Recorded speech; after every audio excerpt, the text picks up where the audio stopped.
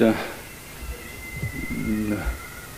masse de jeunes critiques à l'égard du système, tant les choses étaient énormes, mais qui n'avions pas les outils politiques pour pouvoir nous engager, pour pouvoir lutter, pour pouvoir donner plus d'efficacité à notre disponibilité.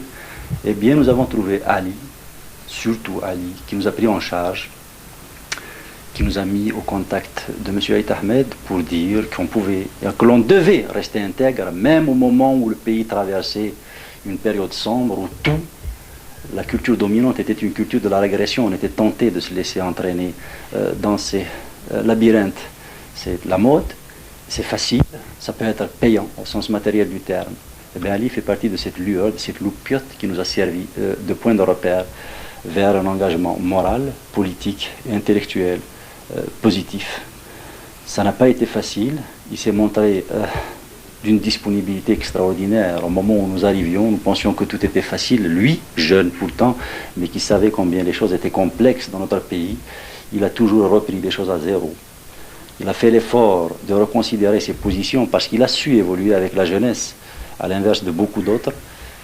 Il a fait montre d'une expérience qu'il a mis à notre portée, et c'est grâce à lui que nous avions pu mener le printemps berbère dans une lutte pacifique. Je voudrais aujourd'hui témoigner que mon grand frère Ali nous a enseigné la nécessité absolue de ne jamais céder à la tentation facile et quelquefois légitime de s'engager sur la voie de la violence face au système algérien qui a érigé la violence sociale en système de gestion permanent. Il a fallu quelque temps, il a su trouver les mots, les exemples, la pédagogie pour nous convaincre que même si ce n'était pas facile, il n'y avait pas d'autre lutte salutaire qui puisse porter à moyen terme et à long terme pour l'avenir du pays, parce qu'Ali n'était pas un putschiste. Ali était un homme qui souhaitait que les générations à venir puissent bénéficier des expériences saines, courageuses, décisives, dont a pu faire preuve le peuple algérien à ses heures de gloire. Preuve le peuple algérien à ses heures de gloire. Il fait partie de ces hommes qui ont su transmettre le flambeau. Il est peut-être mort, mais sa lutte, les valeurs positives de notre société dont il était un des exemples les plus vivants, nous ont été transmises. Il nous appartient à nous de les transmettre et de lui être fidèles. C'est un engagement que nous devons tous prendre.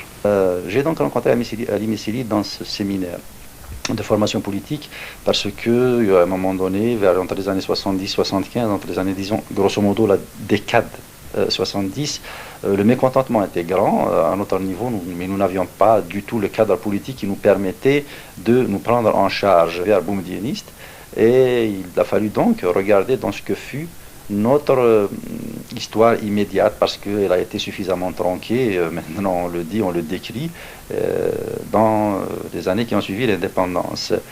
Et en regardant de plus près ce que furent les oppositions, on s'est rendu compte que le FFS nous convenait parfaitement, parce que c'était finalement la seule structure d'envergure qui a essayé de se battre contre le parti unique dès les premières années de l'indépendance, et qui plus est s'était prononcé sur le sujet tabou de l'Algérie, la question berbère.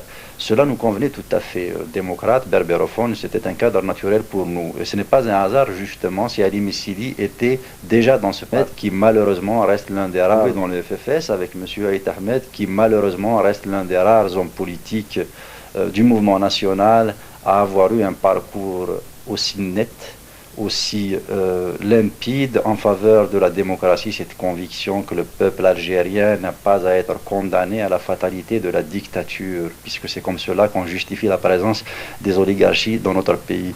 C'est en expliquant, en essayant de dire que nous sommes un moindre mal, vous savez, la démocratie c'est un luxe pour l'Algérie. M. Aït Ahmed, à contre-courant, souvent seul, a eu ce courage, cette lucidité de dire non, le peuple algérien a des traditions qui recèlent des potentialités démocratiques. Qu'elle n'ait pas été exploitée est une autre chose. Donc, ce n'est pas un hasard si Ali Missili, on peut le connaître, je veux dire indirectement, en voyant qui est M. Aït Ahmed. Je crois que c'est la meilleure façon de le voir.